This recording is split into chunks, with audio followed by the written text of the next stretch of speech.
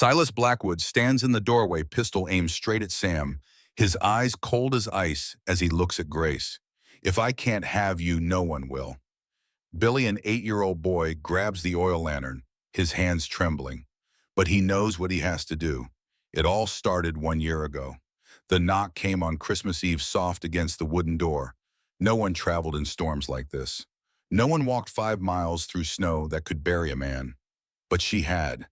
And when Samuel Thornton opened that door, he had no idea the woman standing there would save more than his failing ranch. What he did not know was that she carried secrets that could destroy them both.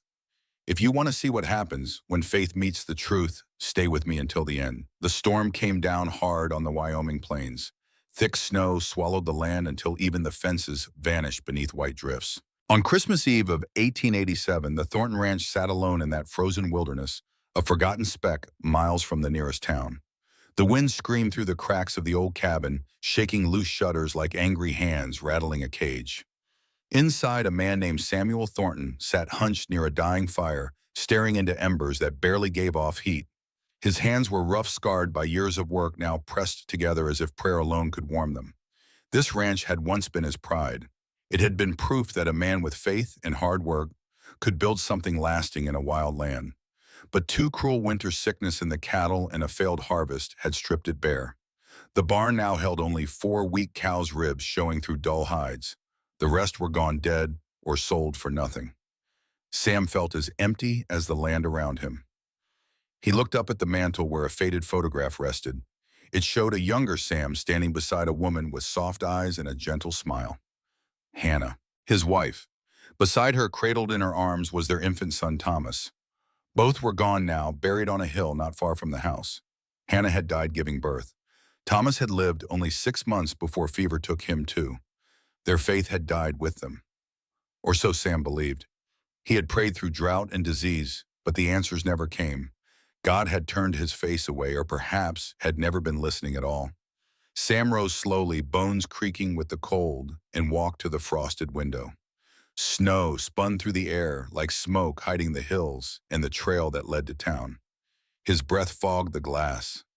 "Lord," he said quietly, his voice tired and thin, "I've done all I can. If you still remember me, if there's any reason for me to keep this place, give me a sign." The only answer was the crackle of the fire behind him, a sound like bones breaking. His eyes drifted to the small Bible on the table. Its leather cover was cracked pages yellow with age. He had not opened it in months, not since the bank notice arrived, warning him his land might soon be taken. The letter sat beside the Bible, official and cold. Final notice.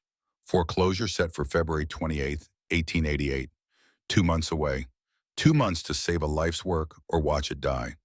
With nothing left to lose, he reached for the Bible. The book fell open on its own landing on a marked page. He read the words slowly, squinting in the dim light. "When thou passest through the waters, I will be with thee." His throat tightened. He read it again, feeling something stir deep inside him. Almost belief, almost hope.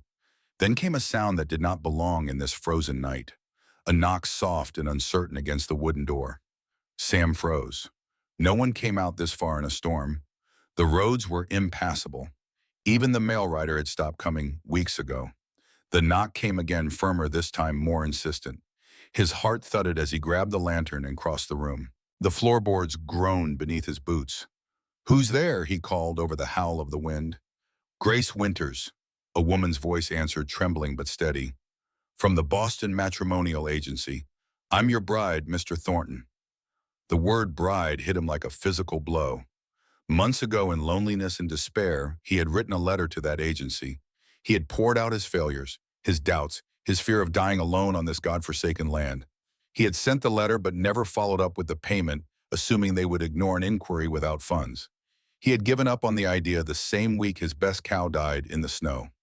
Sam opened the door, and the storm rushed in, carrying with it a swirl of white and cold. Snow scattered across the threshold. Standing on the porch, clutching a worn leather suitcase, was a woman. She wore a thin gray shawl and a bonnet dusted with frost.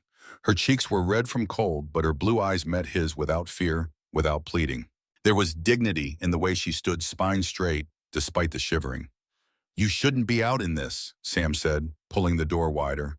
Wind tore at his shirt, The pass is near impossible. I walked the last miles, she said, her voice catching on the cold air. The coach broke down. They said your ranch was just ahead. I was afraid I came too late. Too late for what? He asked, though he already knew the answer. For you to still want a wife. Sam studied her in the lantern light. She was not what he expected.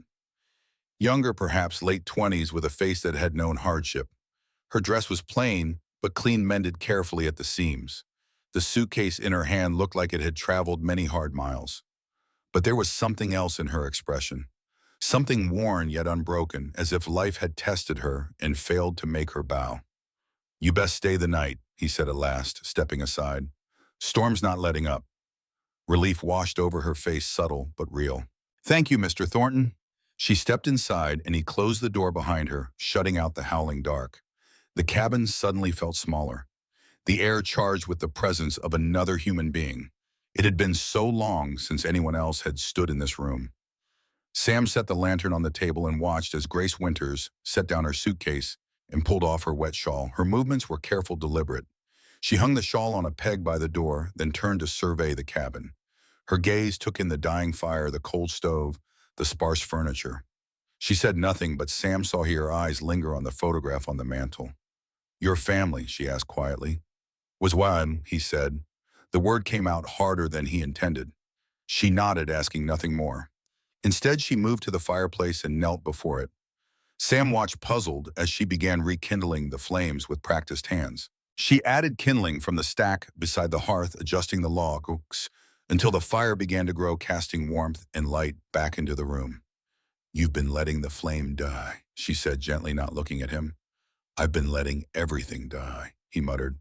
She looked back at him, then her blue eyes sharp and seeing. Then maybe I came just in time. The wind howled outside, but the cabin felt warmer than it had in months. Sam did not know it yet, but the storm had brought more than snow. It had brought the beginning of an answer. Morning came quietly. The storm eased and pale sunlight crept through the shutters, painting stripes of gold across the rough wooden floor. Sam woke to a smell he had nearly forgotten. Food. Real food. The fire roared in the hearth and a skillet sizzled on the stove. Coffee steamed in a tin pot, filling the cabin with its rich, bitter scent. Grace stood at the stove, humming a hymn as she cooked. She had found his meager supplies, flour and a bit of salt pork, and turned them into something that smelled like hope.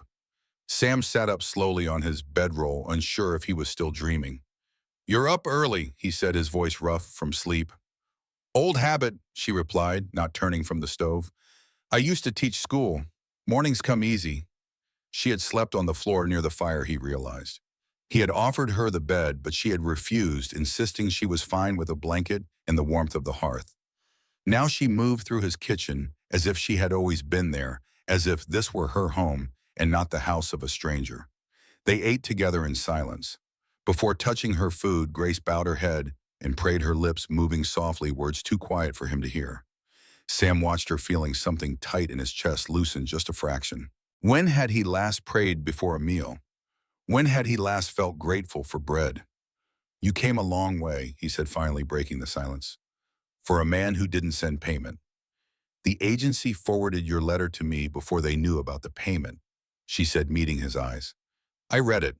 You wrote about losing more than cattle, about losing faith. I wrote back saying I would come, that I would pay my own way if needed. But my letter must not have reached you before I left Kansas. He flushed, heat rising to his face. That was private. It was honest, she said. That's why I came. After breakfast, they walked to the barn. The snow glittered in the sunlight, blinding and beautiful. Inside the barn, the air was warmer but stale. The 4 cows huddled in their stalls, their breaths steaming in the cold. One lay weak in the straw, breathing hard, eyes glassy with fever. She's burning up, Grace said, kneeling beside the animal without hesitation. Her hands moved over the cow's body, checking its eyes, its mouth feeling along its ribs. Fever, Sam replied, standing back. Can't afford a vet. Grace placed her hand gently on the cow's head, stroking the coarse hair. Sometimes care goes further than money. Sam watched her in silence, surprised by her calm. She did not flinch from the smell or the grime. She touched the sick animal with tenderness, as if it mattered, as if its suffering was her own. Where had this woman learned such things? Later that day, they rode into town to register their marriage. Sam hitched the wagon and Grace climbed up beside him without complaint. The boy appeared just as they were about to leave. He came running from the direction of the neighboring property, a small figure in an oversized coat, face bruised and frightened. "Mr. Sam?" the boy called out, breathless. "Can I hide here?" Sam pulled the wagon to a stop. "Billy Carter, what happened to your face?" The boy looked down, ashamed. "Uncle drank again. Got mad when I spilled the coffee." Grace was off the wagon before Sam could stop her. She knelt in the snow beside the boy, her hands gentle as she tilted his face toward the light. A dark bruise spread across his left cheek and his lip was split. "Come inside," she said softly. "Let me clean that up." Billy looked at Sam, uncertain. Sam nodded. "Go on, boy." Inside the cabin, Grace worked quickly. She found a clean cloth and water, washing the blood from Billy's face with careful hands. The boy sat still, watching her with wide eyes. "You're the male bride," he said. "I'm Grace," she replied. "Are you staying?" Grace glanced at Sam, who stood in the doorway. "I don't know yet," she said honestly. "That depends on a lot of things." "I hope you stay," Billy said. "Mr. Sam's been lonely, and I think he needs somebody who knows how to smile." Grace smiled, then a real smile that reached her eyes. "I think you might be right." They left Billy at the cabin with instructions to keep the fire going. Sam promised they would return by evening. The ride into Sweetwater took over an hour, the wagon creaking along the snow-packed road. Grace sat beside him, her hands folded in her lap, her face calm. "You're good with the boy," Sam said. "I had students like him," she replied. "Children who needed more than lessons." "Is that all you taught, reading and writing?" She hesitated, and Sam saw something flicker in her expression. "I learned other things too, before I became a teacher." He wanted to ask more, but they had reached the edge of town. Sweetwater was small, a handful of buildings clustered around a main street. The courthouse sat at one end, the church at the other. In between were the general store, the bank, the saloon, and a few other businesses. People moved along the wooden sidewalks, bundled against the cold. The townsfolk stared openly as Sam and Grace passed. A stranger woman at Sam Thornton's side raised whispers. "Mail order bride," someone muttered. Sam heard it, saw the way eyes followed them. He felt Grace stiffen beside him, but her chin lifted, her gaze steady. At the courthouse, Judge Harrison waited. He was an old man, white-haired and stooped, but his eyes were sharp. He had known Sam's father had presided over the deed when the ranch first changed hands. "Sam Thornton," the judge said, looking him up and down. "Heard you were expecting company." "This is Grace Winters," Sam said. "We're here to make it official." The judge's eyes moved to Grace, assessing. "You sure about this, miss? It's a hard life out here, especially on a failing ranch." Grace did not flinch. "I'm sure." The ceremony was brief, almost perfunctory. They signed the papers. The judge pronounced them man and wife. There was no kiss, no celebration. Just ink on paper and two people standing side by side in a cold room. Outside, Sam helped Grace back onto the wagon. "We need to stop at the general store," he said. "Get a few supplies." Inside the store, the whispers grew louder. Women clustered near the fabric, their voices sharp and cutting. Mrs. Eleanor Garrett, the banker's wife, stood among them, her face pinched with disapproval. "Mail order bride," she said, loud enough to be heard. "How desperate, Mr. Thornton." Grace turned, and for a moment Sam thought she might ignore it, but instead she stepped forward, her voice clear and steady. "Desperation teaches us who we are, Mrs. Garrett. I learned I'd rather start over than stay where I'm not valued." The women gasped. Mrs. Garrett's face turned red, but before she could reply, another voice cut through the tension. "Leave the girl be." An older woman stepped forward, Martha Higgins, a widow who lived on a small farm south of town. She was nearly 60, with steel-gray hair and a backbone like iron. "Fresh starts are hard enough without your venom," Martha said, looking at Mrs. Garrett with disdain. She turned to Grace and held out a small jar. "Honey, for that cough I hear in your chest." Grace took it, surprised. "Thank you." "Don't thank me yet. You'll earn your place here, same as anyone. But at least you'll have a fair chance." Martha looked at Sam. "Your father was a good man. I'm betting you are too." Sam nodded, grateful beyond words. They finished their shopping quickly and left the store. The ride back to the ranch was quiet, but it was not an uncomfortable silence. Grace held the jar of honey carefully, as if it were something precious. "They'll talk," Sam said as the ranch came into view. But talk doesn't kill cattle or pay debts. If you can do what you showed me in that barn, we might survive this. Grace looked at him, really looked at him, and Sam felt something pass between them, understanding perhaps, or the beginning of trust. I didn't come to be kept, Mr. Thornton, she said. What did you come for? To build something that matters. They found Billy asleep by the fire when they returned. Grace covered him with a blanket and began preparing a simple supper. Sam watched her move through the cabin, this woman who was now his wife, in name if not in truth. She had brought nothing but a worn suitcase and a quiet strength. Yet somehow the cabin felt less empty, less cold. That night, after Billy had been sent home with a warning to be careful after Grace had made her bed near the fire, and Sam had retreated to his corner, he lay awake listening to the wind. He thought about the letter he had written months ago, the desperate plea of a man who had lost everything. He had not sent it, had not paid, yet she had come anyway. Why? The question haunted him as sleep finally came. And in his dreams, he saw not the ghosts of his past, but a woman with blue eyes and steady hands kneeling beside a dying cow, whispering words of comfort he could not quite hear. The days that followed settled into a rhythm neither of them had expected. Each morning, Sam rose before dawn, stepping into the cold, while the sky was still dark and heavy. Behind him, the cabin no longer stayed silent. Grace was always awake first, kindling the fire, her movements quiet and sure. Soon the smell of warm bread or corn cakes filled the room, chasing away the bitter chill. The cabin that had felt like a tomb now carried sound and life. Floorboards creaked under two sets of footsteps. The low murmur of shared work softened the sharp edges of loneliness Sam had carried for years. He told himself it was only practical. Another pair of hands meant survival. But he found himself listening for her voice, for the way she hummed old hymns as she worked. Those songs drifted through the cabin like quiet prayers, warming him more than the fire ever could. One morning he found her in the barn, sleeves rolled up, skirt brushed with straw. She knelt beside the sick cow, rubbing something into its side. The sharp scent of pine and mint filled the air, mixing with the earthier smells of hay and animal warmth. "What's that you're using?" Sam asked, stepping closer. She looked up, startled for a moment, then smiled. "A tonic. I learned it years ago. It helps with fever." "You know a lot for a school teacher," he said, not unkindly. She paused, her hand stilling on the cow's rough hide. "I wasn't always a teacher. I worked with a doctor once. He taught me what he could. Said healing starts with care before anything else." Sam watched her work, her hands careful and calm, moving with the confidence of someone who had done this many times before. Something shifted inside him. He had spent months feeling helpless, watching his animals weaken while he could do nothing. Now here was this woman working as if the outcome still mattered, as if hope were not a foolish thing. "Where was this doctor?" he asked. "Kansas, Lawrence." Her voice went quiet. "He was good man. Dr. Edmund Hartwell. He took me in when I had nowhere else to go." "What happened to him?" "He died, stroke." She did not look up, and after that things got complicated. Sam wanted to press to ask more, but something in her posture told him to wait. There were stories here, wounds not yet ready to be exposed. He understood that. He had his own.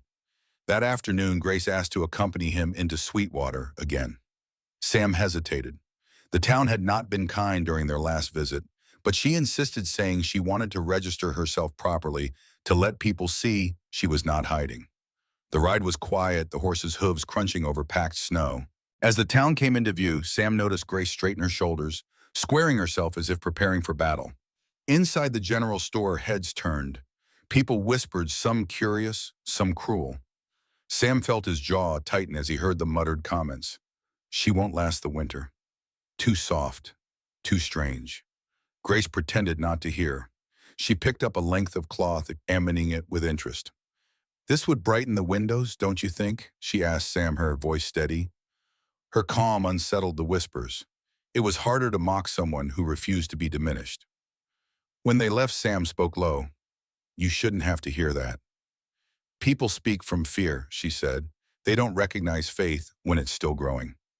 That evening, as they unpacked the few supplies they had bought, Grace stood by the window, staring out at the moonlit pasture. Sam sensed something heavy in her silence, a weight she had been carrying since they entered town. "You don't talk much about Kansas," he said gently. She gripped the windowsill, her knuckles white. "I left because I had to. There was a man there who thought he owned everything, including people. Sam's hands clenched at his sides. You walked into a blizzard to escape that. I walked into it to start over, she said, turning to face him. Your letter spoke of loss without bitterness. I knew a man who still prayed through doubt wasn't truly lost. Sam looked away, shame and gratitude mixing in his chest. Then maybe you believe enough for both of us. Later that night, he found her asleep near the fire, her Bible open beside her. The pages were worn, marked with underlined passages. He read the words she had been studying before sleep took her. They spoke of new beginnings, of strangers becoming family, of wilderness blooming. As the weeks passed, Grace's quiet work began to show results. The cows stood steadier. The one that Sam had nearly given up on began to feed again, its eyes brighter, its breathing easier.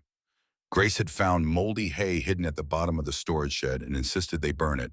She patched leaks in the barn roof with burlap and tar humming softly as she worked. You'll wear yourself out, Sam warned one morning. I've been tired before, she replied. This kind of tired feels right. Word began to spread beyond the ranch.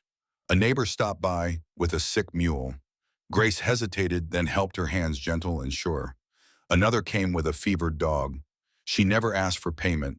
People brought what they could instead. Flower nails, a plank of wood. Small gifts, but they meant something more. Acceptance, grudging perhaps, but real. The ranch began to change, not quickly but steady, like a wound slowly healing. Sam noticed it in small ways. The barn smelled cleaner. The animals responded better. Even the land itself seemed less harsh, as if responding to the care being poured into it. One Sunday, Sam made a decision. They would go to church together. It had been nearly 2 years since he had stepped inside that building. 2 years since he had sat in the pew where his father once sat, where he and Hannah had exchanged vows. The thought of returning filled him with dread, but Grace deserved to be seen to be part of the community if she chose. Billy came with them. The boy had started spending more time at the ranch, especially when his uncle's drinking grew worse. Grace had taken to teaching him his letters in the evenings, patient and kind. Billy worshipped her, followed her like a shadow. They entered the church together, and Sam felt every eye turned toward them. The pew creaked beneath his weight as he sat. Grace settled beside him, her hand resting lightly on his arm. A simple touch, but it steadied him. Pastor Joshua Reynolds stood at the pulpit, white-haired and wise. His sermon that morning spoke of renewal of grace found after despair. The words settled deep in Sam's chest, and he wondered if the pastor had chosen them deliberately. Sometimes God sends answers we don't recognize, Pastor Reynolds said, his voice carrying through the small church. Sometimes the blessing comes disguised as struggle. Sometimes salvation wears a stranger's face. After the service, a farmer named Jenkins approached. He was a hard man, weathered by years of trying to coax life from reluctant soil. Mrs. Thornton, he said, addressing Grace directly, I heard you helped Martha Higgins with her horse. Would you look at mine? He's been limping for days. Grace glanced at Sam. He nodded. This was her choice to make. I'll do what I can, she said. At Jenkins' farm, she examined the horse with the same careful attention she gave to everything. She found an abscess in the hoof, hidden and painful. She worked patiently, explaining what she was doing, teaching Jenkins how to prevent it from happening again. Where'd you learn this? Jenkins asked, his skepticism fading. A good man taught me, Grace replied, before I had to leave. She paused, seeming to choose her words carefully. Dr. Edmund Hartwell in Lawrence, Kansas. He took me in after my first husband died, trained me to assist him. He was kind, brilliant, like the father I never had. Her voice softened with grief. He died of a stroke 3 years ago. That's when everything fell apart. Jenkins studied her, then nodded slowly. You got a gift, ma'am. More people came after that. Word of mouth in a small town travels fast. Grace helped where she could, never asking for money, always offering knowledge alongside her care. The community began to shift slowly, like ice melting under spring's sun. But not everyone was pleased. Thomas Garrett, the banker, watched with cold eyes as Grace's reputation grew. He was a man who measured worth in dollars and property, and he did not like what he saw. A woman, especially one with questionable origins, gaining influence in his town, unsettled him. One afternoon, Garrett cornered Sam outside the feed store. Your wife is making waves, Thornton, he said, his voice low and sharp. She's helping people, Sam replied. She's making us look bad, making us all look bad for doubting her. Then maybe you were wrong. Garrett's eyes narrowed. Or maybe we just haven't found the truth yet. The threat was clear. Sam felt anger rise in his chest, but he pushed it down. You got something to say, Garrett, say it plain. Just that loans come due, and the bank doesn't extend favors to people who harbor criminals. What are you talking about? Ask your wife about Kansas. Garrett smiled cold and thin. Ask her what she's really running from. He walked away, leaving Sam standing in the street, doubt creeping into his mind like frost. That night over supper, he watched Grace move around the cabin. She had become part of the rhythm of his life so quickly, so completely. Could she be hiding something dangerous, something that would bring trouble to them both? He decided to ask, not out of suspicion, but out of need.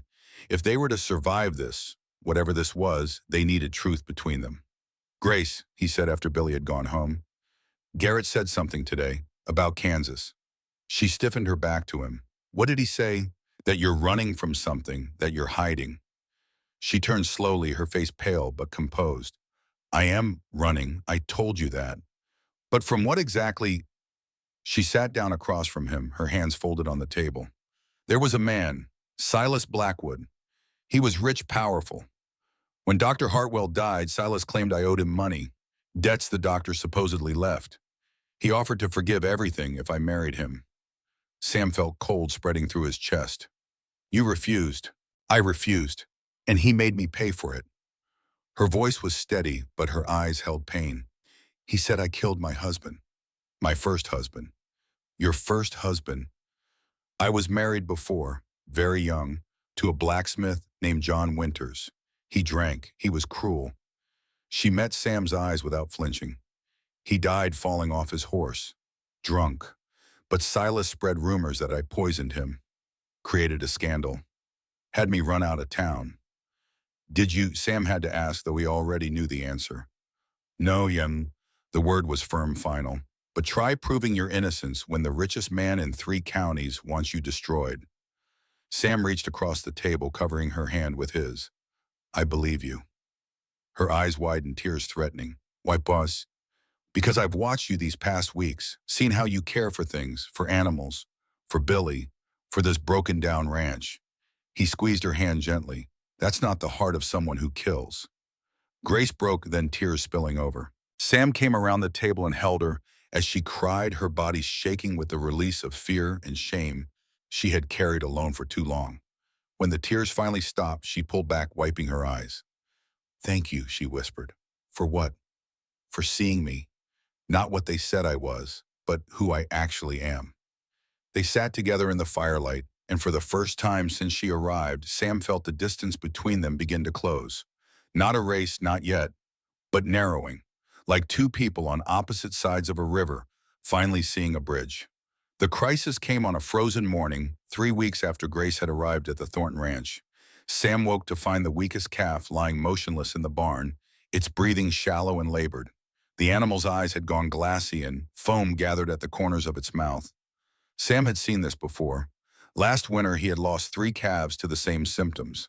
He knew how it ended. He stood over the dying animal, his rifle heavy in his hands. It would be kinder to end the suffering quickly. Merciful, but his finger would not pull the trigger. Not yet. Grace found him there, standing in the cold barn with the gun at his side. She took one look at the calf and knelt beside it without hesitation. Don't, Sam said, his voice rough. It's too far gone. Give me 2 days, Grace replied, not looking up. It's suffering. Then let me try to end that suffering without ending its life. Sam wanted to argue, to tell her it was pointless, that nature took what nature wanted, and no amount of hope could change that. But something in the set of her shoulders, the quiet determination in her voice, stopped him.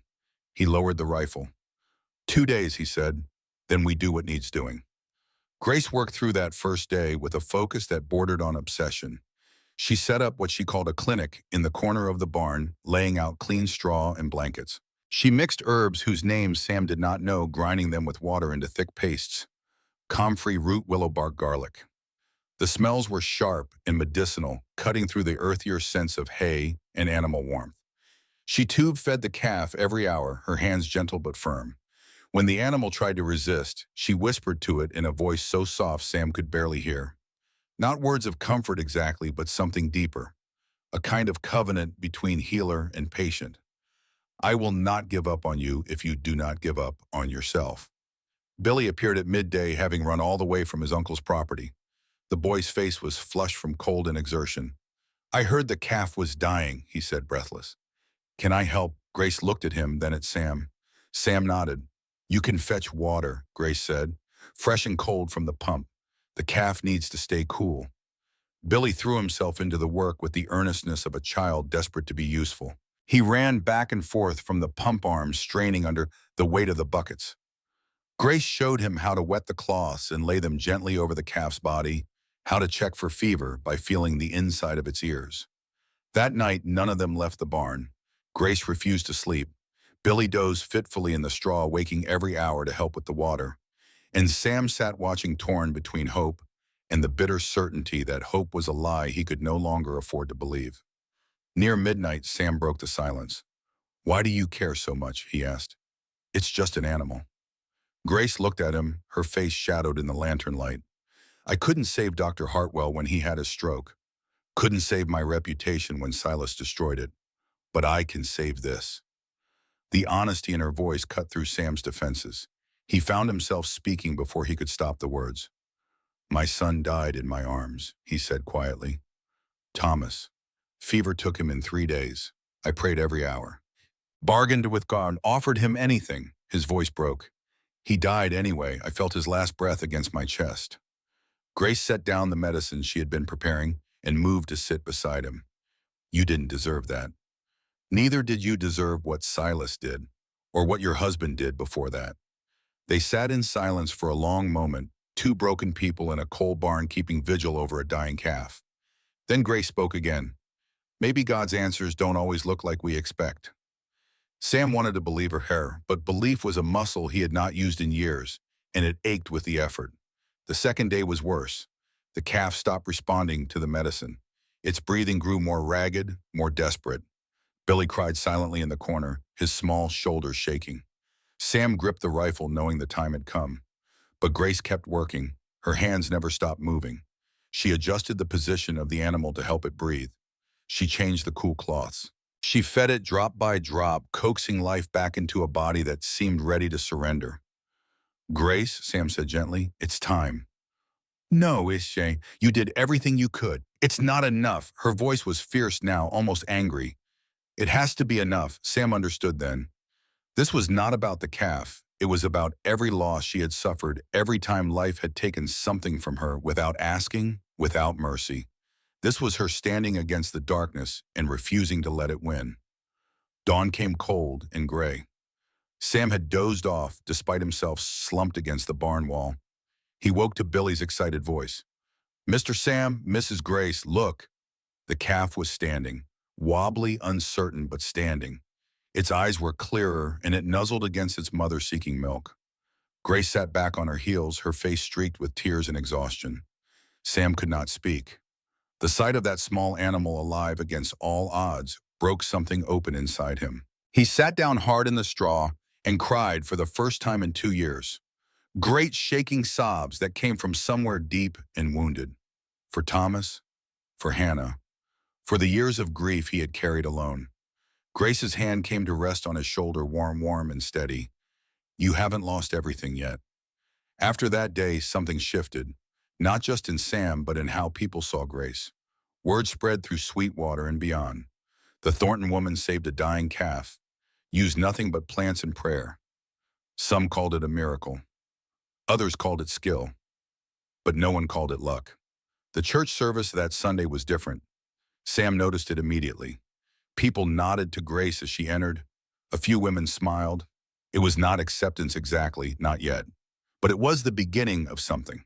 Pastor Reynolds preached about the parable of the lost sheep, about the shepherd who leaves the 99 to save the one.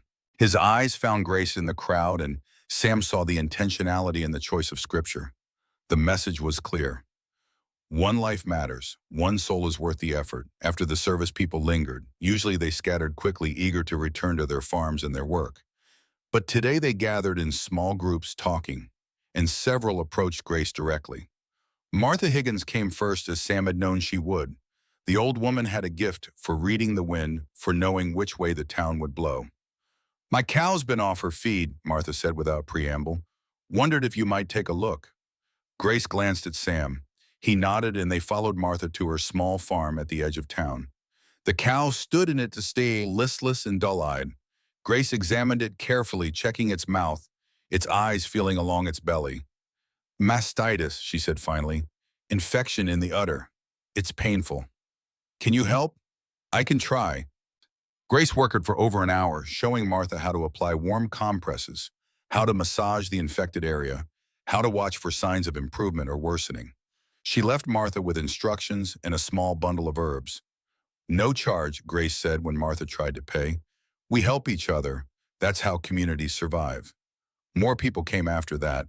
A farmer named Johnson with a sick horse. A woman from town whose dog had been poisoned by bad meat.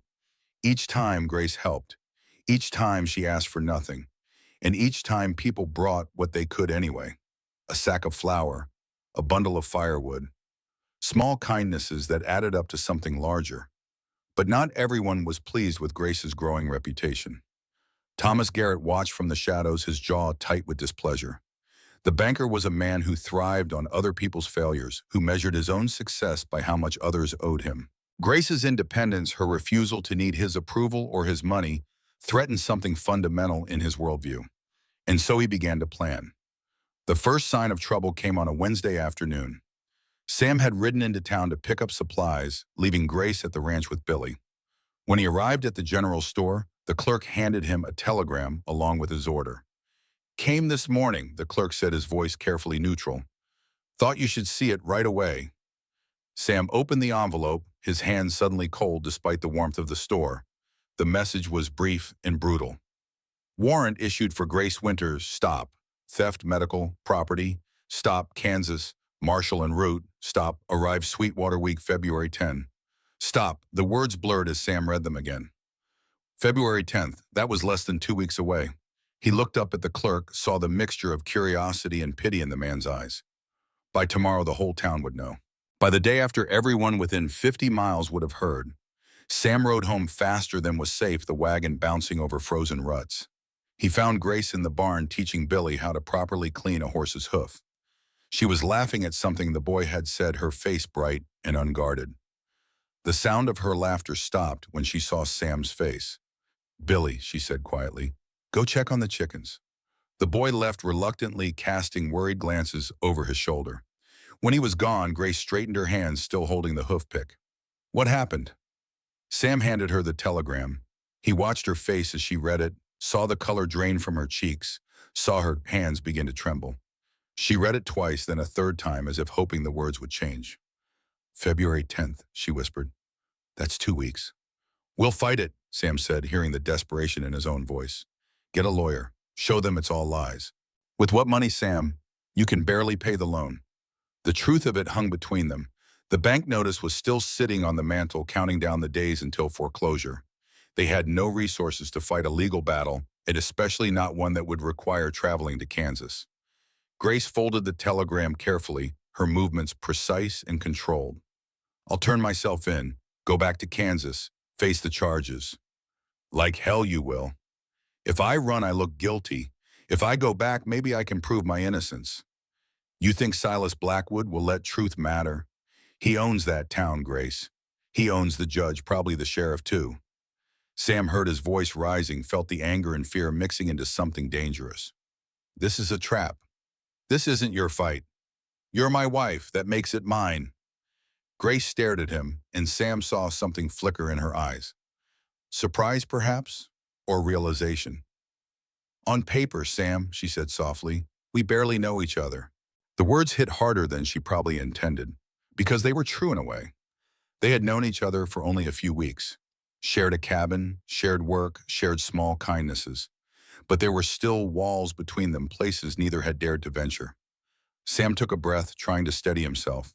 When he spoke again, his voice was quieter, but no less intense. "I know you saved my cattle. I know you brought light back to this house. I know Billy smiles again because of you." He stepped closer. "And I know I can't let you go." "Why?" Grace's voice broke on the word. "Why do you care?" Because when my son died, I cursed God. When this ranch failed, I gave up. But you walked into that storm and you didn't quit. He reached out his hand, hovering near her face, but not quite touching. You make me believe again. You make me feel alive. Grace's eyes filled with tears. I'm scared. Me too. But we don't run. What do? We fight together. A sound from the loft made them both turn. Billy was there, perched on the ladder, his young face set with determination. I can fight too, the boy said. This is grown-up trouble, Billy. Mrs. Grace is my family now. Family fights together. You taught me that, Mr. Sam. Sam looked at Grace, saw his own fear and resolve reflected in her eyes. Then he nodded. All right, then we fight. All of us. But fighting required resources they did not have. That evening, Martha Higgins appeared at their door, her face grim. Heard about the telegram, she said without preamble. Whole town's buzzing. News travels fast, Sam said bitterly. It does, which is why I came. Martha stepped inside, not waiting for an invitation. Pastor Reynolds has connections.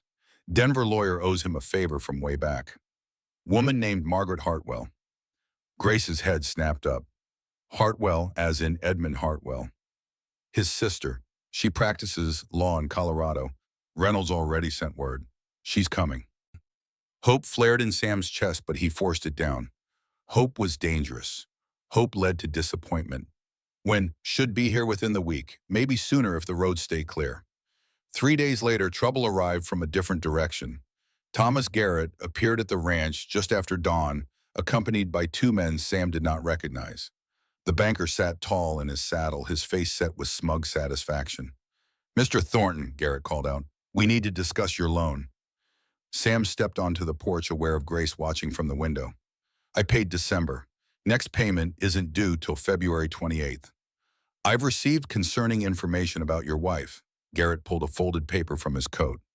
According to this telegram from Kansas, she's a fugitive from justice, wanted for theft and possibly murder. Those charges are lies. That's for a court to decide. But as a law-abiding institution, I cannot extend credit to a household harboring a criminal. Garrett's smile was cold, unless, of course, certain arrangements could be made. Sam felt his hands curl into fists. What kind of arrangements? Mrs. Thornton could return to Kansas voluntarily, face her charges. And if she were to cooperate fully with Mr. Silas Blackwood, I'm certain he would be willing to reconsider pressing those charges. Garrett leaned forward in his saddle. Your loan could proceed as planned. Everyone wins. Everyone except Grace. She brought this on herself. The door opened behind Sam. Grace stepped out, her chin lifted, despite the fear he could see in her eyes. Those charges are fabricated, Mr. Garrett. Silas Blackwood is a liar and a manipulator. Garrett's expression did not change. Then you can prove that in court, in Kansas. Get off our land, Sam said, his voice low and dangerous. I'm trying to help you, Thornton. Your father was a good man. Don't throw away his legacy for a woman you barely know. My father taught me to stand with those who can't stand alone. The door's behind you. I suggest you use it. Garrett's face darkened with anger. He yanked his horse's reins, turning the animal roughly. You'll regret this. That loan comes due in 6 weeks, and when it does, I'll take everything. They watched him ride away, his companions following. When they were gone, Grace sagged against the porch rail. He'll foreclose. You heard him. Let him try. But Sam's voice lacked conviction. They both knew Garrett had the power to do exactly what he threatened. That night, disaster struck. Sam woke to Billy screaming. Fire, fire! He threw off his blankets and ran outside. The smaller barn, the one where they stored the winter hay, was engulfed in flames. Orange light danced against the night sky and smoke poured from the open doors. Grace was already there, Bill at her side. They had formed a bucket line with the neighbors who had seen the glow and come running. Water sloshed and hissed as it hit the flames, but the fire was too far advanced. All they could do was contain it, keep it from spreading to the main barn and the animals inside. It took hours to bring it under control. By the time the sun rose, the small barn was nothing but charred timber and ash. Their entire winter hay supply was gone. In the gray dawn light, Sam walked the perimeter of the destruction, looking for any clue to how the fire started. The hay had been dry, yes, but not so dry it would catch on its own in winter. Billy appeared beside him, the boy's face smudged with ash. "Mr. Sam," Billy said, his voice uncertain, "I found something." He held out a can half melted by the heat. Sam took it carefully, turning it in his hands. Stamped on the side was a name that made his blood run cold. T. Garrett. Kerosene. "Where did you find this?" "In the brush, near the back wall. I was looking for the cat, thought she might be hiding there." He showed it to Grace silently, her face hardened. "He did this. Can't prove it, not without witnesses. So he just gets away with it." Sam looked at the ruins of the barn, at the ash still smoldering. "For now." Later that morning, as they stood surveying the damage, a stagecoach appeared on the road. It stopped at the ranch gate and a woman climbed out. She was perhaps 50, dressed in a dark traveling suit carrying a leather case. Her hair was iron gray, pulled back severely, and her eyes were sharp and assessing. "I'm looking for Grace Winters," she announced. Sam stepped forward, instinctively protective. "Who's asking?" "Margaret Hartwell." The woman's gaze found Grace. "Dr. Edmund Hartwell's sister." Grace's hand flew to her mouth. "Mrs. Hartwell, I didn't know Edmund had a sister." "We were estranged." Margaret's expression softened slightly. "He never mentioned me, I'm sure. But I received Pastor Reynolds' letter, and I'm here to help." They moved inside the cabin, away from curious eyes. Margaret set her case on the table and opened it, revealing stacks of papers. "I went to Lawrence after Edmund died," she began without preamble. "Took me months to settle his affairs. That's when I discovered Silas Blackwood's forgery." She pulled out a document and laid it flat. "This is Edmund's real will. Notarized, witnessed, completely legal. He left his practice and all his assets to establish a free clinic for the poor. And he named you Grace as administrator." Grace stared at the paper, her eyes wide. "I don't understand." "Silas forged a new will claiming Edmund left everything to him. Then he created these charges against you to force you into submission." Margaret's voice was hard. "I have the original documents, I have witnesses, and I have evidence of bribery between Silas and Judge Newcomb." Sam felt hope rising again, dangerous and intoxicating. "Can we fight this?" "We can." Margaret looked at Grace. "But it means going to Kansas, facing Silas in court." Grace's face paled. "He owns that jurisdiction." "Judge Newcomb died last month. The new judge is Miriam Stroud. She's appointed by the state, and she's known for being unbribable." Margaret leaned forward. "This is your chance, Grace, to clear your name, to get justice. How long would it take?" "A month, maybe 2. Sam did the math quickly. February 10th. The marshal would arrive in less than a week. If Grace left now with Margaret, she could avoid arrest and fight on better ground. But it meant leaving, it meant separation. And the loan was due February 28th. If he lost the ranch while she was gone, she would have nothing to come back to. "I'll go with you," Sam said. Margaret shook her head. "Actually, Mr. Thornton, you'd hurt more than help." "What?" "Judge Stroud is particular about men. She's fought her whole career against the assumption that women need male protection." Margaret's tone was gentle but firm. "If Grace comes alone, Stroud will see her as a victim standing up for herself. If you come, she'll see Grace as property being defended." The words stung, but Sam understood the truth in them.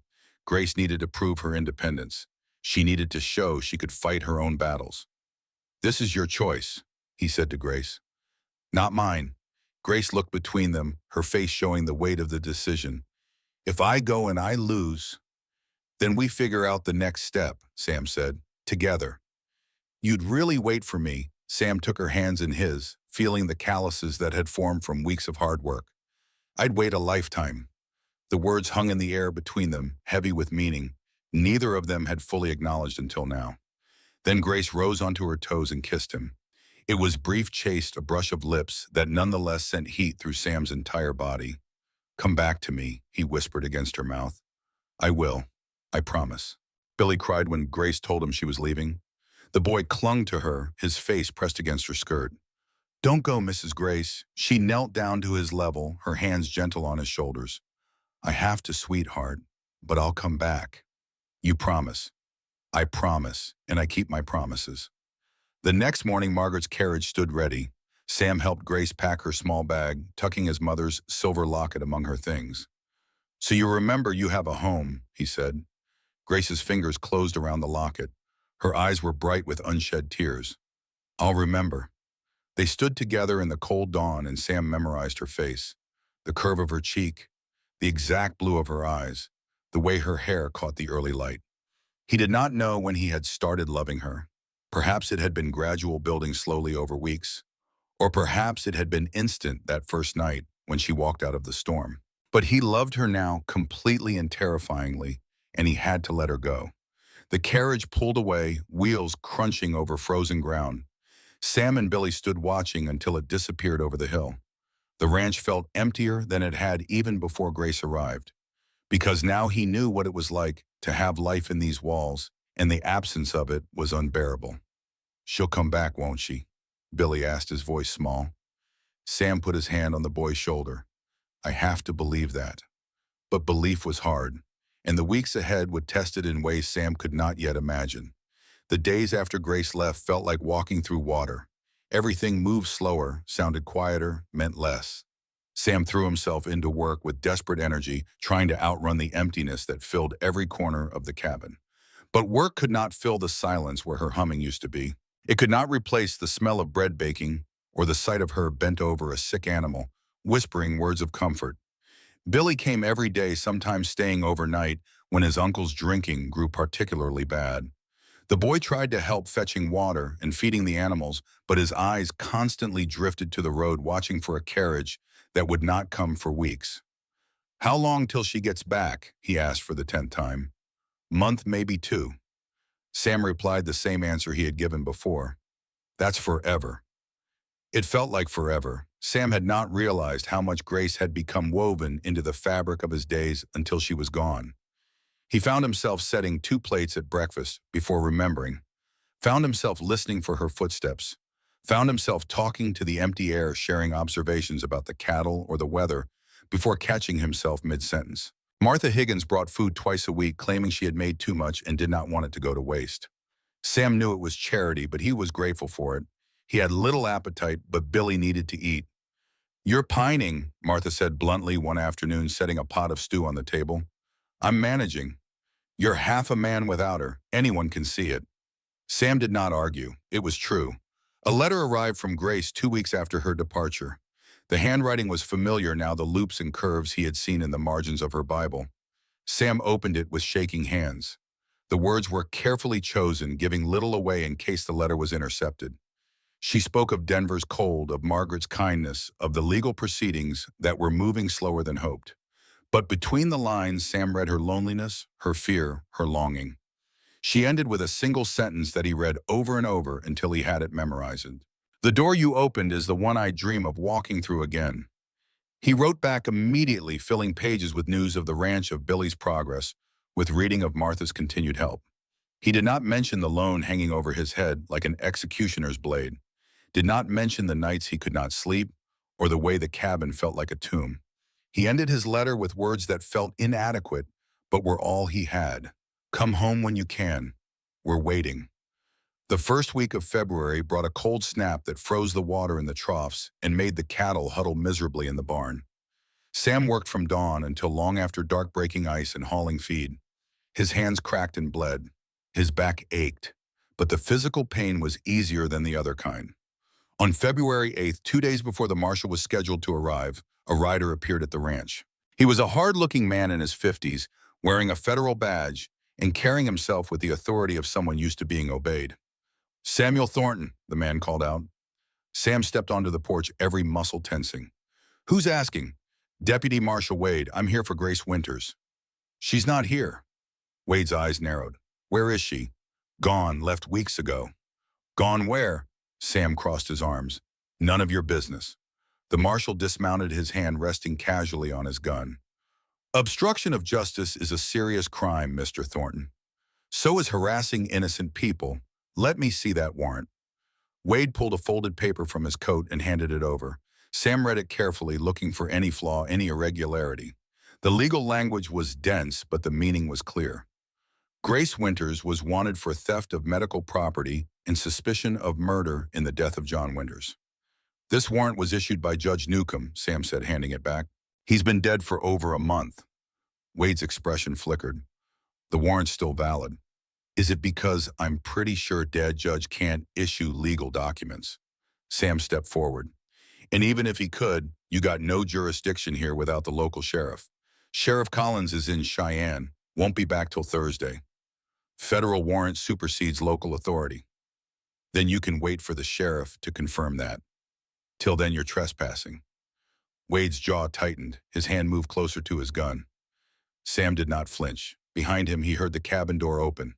Billy stepped out, carrying Sam's rifle. The boy's hands shook, but his face was set with determination. "Mr. Sam says you're trespassing," Billy said, his young voice cracking slightly. Wade looked between them, calculating. Then he heard the sound of horses approaching. Martha Higgins rode up with Pastor Reynolds and several farmers from town. They arranged themselves in a loose semicircle, not threatening exactly but present. Witnesses. "Seems you got yourself a welcoming committee marshal," Martha said dryly. Wade's face darkened with anger. He looked at Sam. "This isn't over. When I find her, I'm taking her back to Kansas, and you'll answer for harboring a fugitive." "You do that," Sam replied. The marshal mounted his horse and rode off, but not before pulling something from his saddlebag and waving it. "By the way, Silas Blackwood is offering $500 for information leading to Grace Winter's whereabouts. That's a lot of money. Someone in this town will talk." After he left, the group stood in silence. Finally, Pastor Reynolds spoke. "He's right about one thing. That's a lot of money. And people around here are struggling." "You think someone will betray her?" Sam asked. "I think we need to be careful who we trust." That night alone in the cabin, Sam stared at the ceiling and tried not to think about Grace in danger. Tried not to imagine Silas Blackwood's hands on her. Tried not to feel the helplessness of being too far away to protect her. The telegram came the next morning. Sam recognized Margaret's efficient handwriting in the message. "Case dismissed. Stop all charges dropped. Stop. Grace cleared. Stop returning Wyoming February 12. Stop." Relief flooded through him so powerfully he had to sit down. She was coming home. She was safe. She had won. But the relief was short-lived. February 12th was 4 days away. And February 28th, the day the bank would foreclose on his ranch, was only 16 days after that. He had no money. The winter hay was gone. Even if Grace returned, she would be returning to a man about to lose everything. Sam made a decision.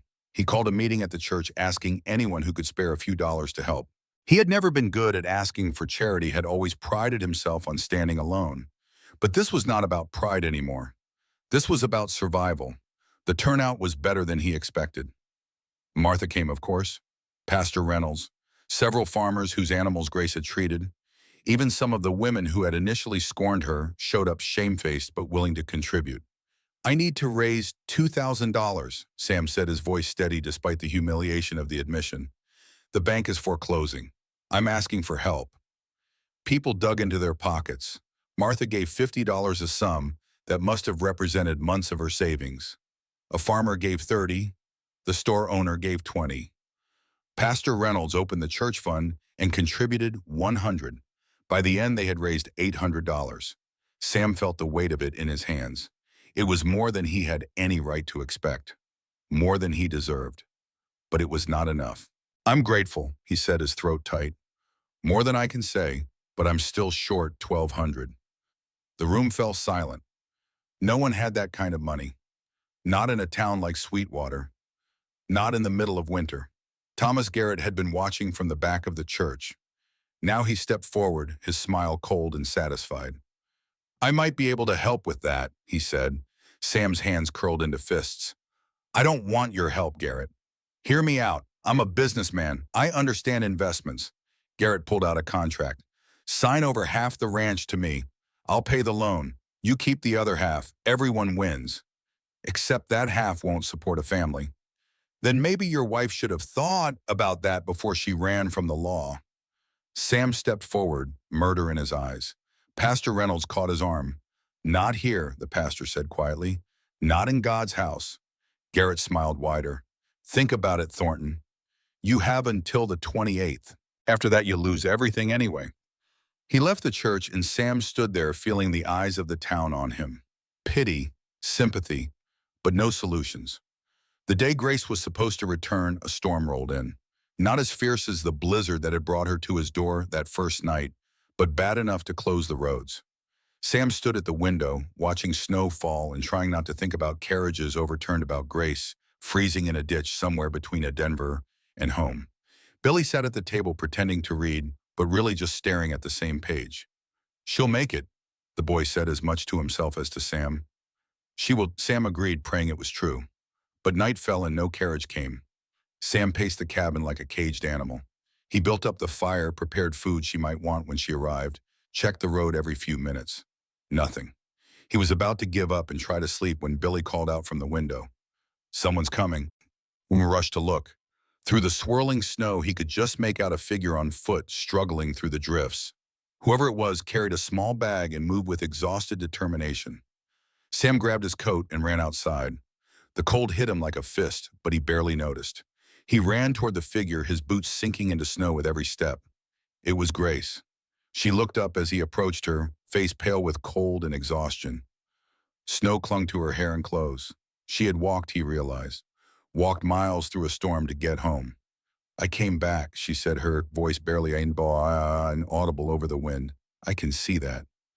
Then she was in his arms, and he was lifting her, carrying her toward the warmth and light of the cabin. Billy held the door open, tears streaming down his face.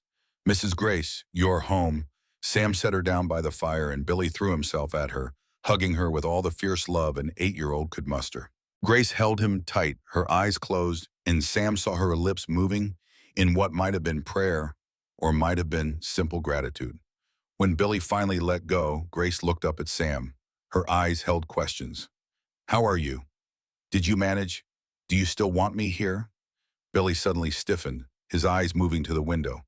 "Mr. Sam, there's someone outside." Sam's hand instinctively moved toward the rifle above the mantel, but before he could reach it, a voice spoke from the doorway. "Touching reunion." Sam spun around. Silas Blackwood stood in the open door, and in his hand was a pistol pointed directly at Sam's chest. Grace screamed. Billy froze. Sam calculated the distance between himself and the gun, knowing he would be shot before he took 2 steps. Silas was a tall man, well-dressed, even in traveling clothes, with the kind of confidence that came from always getting what he wanted. His eyes were cold as they swept over the cabin, taking in the simple furnishings, the worn floor, the poverty of the place. "This is what you chose over me?" he asked Grace. "This hovel. Get out," Sam said, his voice deadly quiet. "I'm afraid I can't do that. Grace is coming with me." Silas gestured with the gun. "Move away from her, Thornton." "No, I'll shoot you." "Then shoot, but you're not taking her." Grace stepped on around Sam, positioning herself between the two men. "Let's stop this. It's over. The charges are dropped. I have the real will. You've lost." Silas's face contorted with rage. "I haven't lost anything. You were supposed to be mine. I was never yours. I gave you everything, a chance to clear your name, to have status, to be someone. You gave me chains." Grace said, her voice steady despite the fear Sam could see in her eyes. "You tried to own me like I was property. That's not love. That's possession." "I loved you," Silas shouted, and the gun shook in his hand. "When that worthless husband of yours died, when Hartwell was gone, I thought finally you would see. You would understand that we were meant to be together. You thought you could force me. That's not the same thing." Silas turned the gun toward Grace. "If I can't have you, no one will." Billy moved then. The boy grabbed the lantern from the table and threw it. His aim was wild, driven by fear and desperation, but it was enough. Silas flinched, ducking instinctively. The gun went off, the shot deafening in the small space. The bullet buried itself in the wall, missing Sam by inches. Sam lunged forward, tackling Silas before he could fire again. They hit the floor hard, grappling for the weapon. Silas was strong, fueled by rage and obsession. But Sam was fighting for everything that mattered. For Grace, for Billy, for the life he had built from nothing and refused to lose. The gun skittered across the floor. Grace grabbed it, her hands shaking, but her grip sure. "Stop!" she shouted. "Both of you, stop!" Sam and Silas froze, both breathing hard. Then Sam heard the sound of horses outside, voices calling. The door burst open, and suddenly the cabin was full of people. Sheriff Collins, back from Cheyenne. Martha Higgins. Pastor Reynolds. Half the town, it seemed, drawn by the sound of the gunshot. Margaret Hartwell pushed through the crowd, still wearing her traveling coat. Sheriff, arrest that man, Silas Blackwood. I have evidence he forged legal documents, filed false charges, and just attempted murder. Sheriff Collins looked at the scene, at Grace holding the gun, at Silas on the floor beneath Sam, at the bullet hole in the wall. Silas Blackwood, he said officially, you're under arrest. Two deputies hauled Silas to his feet. He struggled, his face twisted with fury. This is insane. I'll ruin all of you. I'll destroy this pathetic town. You have no power here, Margaret said coldly. She pulled documents from her case. I also have evidence linking you to Thomas Garrett. Bank fraud, conspiracy, embezzlement from multiple farmers. Sheriff Collins gestured to his men. Take him. As they dragged Silas toward the door, he looked back at Grace one last time. You could have had everything. Grace met his eyes without flinching. I have everything I need. Sheriff Collins turned to Sam and Grace. Deputy Marshal Wade left town this morning, said he'd returned to Kansas to file his report. But with these new documents from Mrs. Hartwell proving the warrant was obtained through fraud, I suspect those charges will be dropped by the time he gets there. He tipped his hat. You're free to stay, Mrs. Thornton. After Silas was gone, after the crowd had dispersed and the excitement had faded, Sam, Grace, Billy, and Margaret sat around the table. The cabin felt too small for all that had happened, too ordinary for such drama. There's more, Margaret said, pulling out another set of documents. When we investigated Garrett's connection to Silas, we found something interesting. The bank loans Silas held, including yours, were obtained through fraud, which means legally they're void. Sam stared at her. What does that mean? It means your loan is paid, Mr. Thornton, courtesy of Silas Blackwood's illegal activities. His assets are being seized to compensate his victims. The words did not make sense at first. Sam had to hear them again, had to read the documents himself before he could believe it. The ranch was saved, not through his own efforts, not through charity, but through justice finally being served. He looked at Grace and saw tears streaming down her face. Not tears of sadness, but of relief so profound it had to find release. He reached across the table and took her hand. It's over, he said. It's over, she agreed. Billy, who had been uncharacteristically quiet, suddenly spoke up. Does this mean we're keeping the ranch? Does this mean we're staying together? Yeah, buddy, Sam said, his voice rough with emotion. We're staying together. The town's reaction to Silas's arrest and Garrett's downfall was swift and decisive. There was shame, yes, for having doubted Grace, for having given credence to lies. But there was also celebration. A corrupt banker and his criminal partner had been removed. Justice had prevailed. The following Sunday, Pastor Reynolds devoted his entire sermon to the topic of redemption. Not the theological kind, though that was present too, but the earthly kind. The redemption of reputation through character. The redemption of community through truth. After the service, people approached Grace with apologies. Mrs. Eleanor Garrett, now a widow facing her own uncertain future, as her husband awaited trial, came with tears in her eyes. I was cruel to you, she said simply. I'm sorry. Grace took her hand. Fresh starts are for everyone, not just me. In the weeks that followed, life settled into a new rhythm. The ranch began to thrive in ways Sam had not thought possible. People came from surrounding counties asking Grace to look at their animals to teach them her skills. She started holding informal classes in the barn, showing women how to recognize illness, how to treat common ailments, how to save lives with knowledge instead of just prayer. Billy flourished. With the threat of his uncle's abuse removed after the sheriff had a serious conversation with the man about how he treated his nephew, the boy bloomed like a spring flower. He helped Grace with her teaching, helped Sam with the cattle, and slowly became the son Sam had thought he would never have again. But there was still something unfinished between Sam and Grace. They were married on paper, had fought together, had built a life together. But the marriage had been one of convenience, of necessity, never of choice. One evening in late November, Sam made a decision. He found Grace in the barn checking on a mare about to foal. Grace, he said, I have something to ask you. She looked up, her hands gentle on the horse's neck. What is it? We got married in a courthouse. Quick and cold. No celebration. No choice really for either of us. He took a breath. I'd like to do it again. Properly this time. With the town watching. With you choosing it because you want to, not because you have to. Grace's eyes widened. Are you asking me to marry you again? I'm asking if you'll let me love you the way you deserve, out loud, in front of everyone. He stepped closer. I'm asking if you'll build this life with me, not because you're running from something, but because you're running towards something. Toward what? Toward us. She smiled then, and it was like sunrise. Yes, I'll marry you again. As many times as you want. They set the date for Christmas Eve, exactly 1 year after Grace had first knocked on his door. Pastor Reynolds agreed to perform the ceremony, and the whole town was invited. The preparations became a community effort. Martha organized the food. The women of the town sewed Grace a proper wedding dress. The men helped Sam expand the barn to hold everyone. Christmas Eve arrived with clear skies and temperatures just cold enough to make the world feel clean and new. The barn had been transformed. Candles hung from the rafters. Pine boughs decorated the stalls. Every surface gleamed with care and attention. Grace stood in the cabin, looking at herself in the small mirror. The dress was simple but beautiful cream-colored wool with delicate embroidery at the cuffs. Martha had lent her a veil that had belonged to her own mother. You ready? Martha asked, adjusting the veil. I've been ready since the day I arrived, Grace replied. The ceremony was everything the first one had not been. The barn was packed with people, their faces warm with genuine happiness. Billy stood beside Sam as ring bearer, so proud he looked like he might burst. Margaret Hartwell had stayed for the occasion, sitting in the front row with tears in her eyes.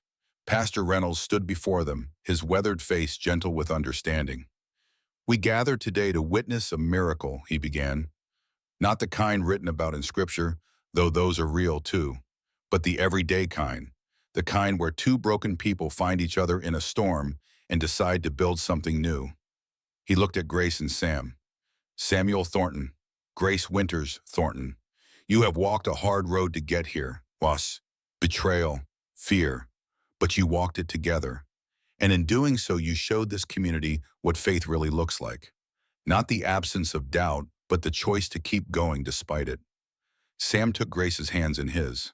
They had written their own vows, this time words that came from the heart instead of from legal obligation. A year ago, Grace said, her voice clear, despite the emotion in her eyes. I knocked on a door in a storm. I was running from my past, terrified of my future. But you saw me, not what I was fleeing from, but who I could become. She squeezed his hands. You gave me not just shelter, but a home. Not just safety, but love. I promise to stand with you through every storm, to be your partner, your friend, your wife, for all my days. Sam's voice was rougher, harder to control. A year ago, I prayed for a sign. I thought God had forgotten me, but he sent you. Fierce, brave, beautiful. He had to pause, blinking back tears. You saved more than cattle. You saved me. You showed me that endings can be beginnings. That faith isn't about having answers, but trusting the journey. He lifted her hands to his lips. I promise to love you, protect you, and grow old beside you. For all my days. Pastor Reynolds smiled. Then by the power vested in me, and in the sight of God and this community, I pronounce you husband and wife, again, for real this time. Sam kissed her then, and the barn erupted in cheers and applause. Billy whistled loudly. Martha wiped tears from her eyes. And Grace smiled against Sam's mouth, a smile of pure joy and belonging. The celebration lasted hours. There was music and dancing, and more food than Sam had seen in years. People told stories, shared laughter, and welcomed Grace into the community, not as an outsider or a scandal, but as one of their own. As the evening wound down and guests began to leave, Sam and Grace slipped away to the cabin porch. The night was clear and cold stars scattered across the sky like diamonds on black velvet. Do you ever think about that first night? Grace asked, leaning against him. Every day. Do you regret opening the door? Sam pulled her closer, wrapping his arms around her against the cold. Never. Best decision I ever made. Even with all the trouble I brought, especially because of it, you made me live again. He turned her to face him. You made everything matter again. Grace reached up and touched his face, her fingers gentle. I have something to tell you. What? She took his hand and placed it on her stomach. I'm pregnant. For a moment, Sam could not breathe, could not think, could not do anything but stare at her in wonder. A baby, due in summer. The tears came then, hot, and unstoppable. He had thought this was gone from his life forever, had buried that dream with Hannah and Thomas. But here it was returned to him in ways he could never have imagined. Grace, he managed to say, then could not find any other words. She understood anyway. She always did. I know. Me too. They stood together in the cold night, two people who had walked through fire and found each other on the other side. The ranch spread out before them, no longer failing, but thriving. The community that had once rejected Grace now claimed her as their own. And inside, growing where there had been emptiness, was new life. Some prayers, Sam thought, are answered with thunder. Others with a knock at the door on Christmas Eve. And some are answered so slowly, so gradually, that you do not realize the blessing until you are standing in the middle of it, holding everything you ever needed. The months that followed brought changes both expected and surprising. Spring arrived with the birth of twin calves, healthy and strong. Grace's belly grew round with the baby. Billy shot up 3 inches and started helping with the heavier work around the ranch. Margaret Hartwell returned to Denver, but wrote regularly. She had taken on several cases involving women's rights and was building a formidable reputation. "You inspired me," she wrote to Grace. "Watching you fight gave me courage to fight harder." The clinic that Grace ran out of the barn grew beyond anyone's expectations. Women came from 3 counties away, bringing sick animals and staying to learn. Grace taught them everything Dr. Hartwell had taught her, passing on knowledge like a torch being carried forward. The ranch itself transformed. With Garrett's fraudulent loans voided and Silas's seized assets compensating victims, Sam finally had resources to invest. He bought good breeding stock, repaired buildings, hired help during busy seasons. The Thornton Ranch became known for quality cattle and fair dealing. But more than that, it became known as a place where second chances were real, where outcasts could find belonging, where the broken could be made whole. One warm summer evening, as the sun set gold and crimson over the plains, Grace went into labor. Martha and 2 other women who had trained as midwives attended her. Sam paced outside the cabin, Billy keeping him company. The boy had grown protective of Grace, treating her pregnancy like something precious and fragile. "She'll be fine," Billy assured him, though the boy's own face was pale with worry. "I know," Sam said, not knowing at all. Memories of Hannah's screams of blood that would not stop haunted him. He had lost a wife in childbirth before. The thought of losing Grace the same way made his chest tight with terror. Hours passed, the sun set, stars came out, and then finally a baby's cry pierced the night. Martha appeared in the doorway, her face bright with joy. "You have a daughter, Sam, and she's perfect." Sam ran inside. Grace lay in the bed, exhausted but radiant, holding a tiny bundle wrapped in clean blankets. The baby had a shock of dark hair and eyes that would probably turn the same blue as her mother's. "Meet Hannah Grace," Grace said softly. "Named for those who came before and those who saved us." Sam touched his daughter's tiny hand, felt her fingers wrap around his thumb with surprising strength. This child, this miracle, was the final piece of the redemption story. Not just his redemption or Grace's, but the redemption of hope itself. Billy crept into the room, his eyes wide with wonder. "Can I hold her?" Grace nodded, and Sam carefully transferred the baby to Billy's arms. The boy sat down very seriously, cradling his new sister with the kind of care usually reserved for the most precious things. "I'll protect her," Billy said solemnly. "Always." "I know you will," Grace replied. The seasons turned. Baby Hannah grew strong and healthy, her laughter filling the cabin that had once held only grief. Billy started school in town, but came home every evening to help with chores and play with his sister. Grace's clinic expanded, and she began training apprentices, young women who wanted to learn veterinary medicine. On Christmas Eve of 1889, 2 years after Grace had first arrived, they held another celebration. But this time it was not a wedding, it was a dedication. Sam and Grace stood before the newly painted sign that hung at the ranch entrance. Hope Haven, Thornton Ranch and Veterinary Clinic. "It's perfect," Grace said, her hand in Sam's baby. Hannah asleep in a sling against her chest. The name had been Billy's idea. Hope for what Grace had brought. Haven for what they had built together. A place where broken things could heal and lost things could be found. That evening, as snow began to fall gently over the Wyoming plains, a knock came at the door. Sam opened it to find a young woman standing there, thin and frightened, carrying a worn suitcase. She looked up at him with desperate eyes. "I heard there's a place here for women who need a fresh start." she said. Sam looked back at Grace, saw her nod. Then he stepped on, opening the door wider. "Come in," he said. "Storm's getting worse." The woman stepped inside and Sam closed the door against the cold. The cabin was warm with firelight. Hannah slept peacefully. Billy was reading in the corner. Grace moved to put the kettle on for tea. It was a scene that would repeat itself over the years. Other lost women finding their way to Hope Haven. Other stories of redemption beginning with a knock at the door. Because that was what happened when broken people chose to build instead of break. They created places where others could heal too. Later that night, after their guest had been settled and the house was quiet, Sam and Grace stood at their bedroom window, looking out at the snow-covered land. "Do you ever think about that first night?" Grace asked a question that had become a tradition between them. "Every day," Sam replied, pulling her close. "Any regrets?" "Not a single one." Grace leaned her head against his shoulder. "Neither do I." They stood together in comfortable silence, watching snow fall over the ranch that had nearly died but now thrived. The land that had been a burden was now a legacy. The cabin that had been a prison was now a home. Some prayers are answered with thunder sweeping in fast and undeniable. Others are answered with whispers so quiet you might miss them if you are not listening. And some are answered with a knock at the door on Christmas Eve, bringing not just a person, but a possibility. The possibility that endings can be beginnings, that the broken can be made whole, that faith when tested in fire emerges not as ash, but as gold. Grace Winters had walked into a blizzard to escape her past. She had found a dying ranch, a broken man, and a community that did not trust her. But she had also found something else: purpose, belonging, love that was earned through shared struggle and proven through time. 1 year later, she stood in the same spot, no longer running, no longer afraid. The storm had brought her to Samuel Thornton's door. Love had given her reason to stay. And faith, the kind built through trials and nurtured through storms, had made this her home.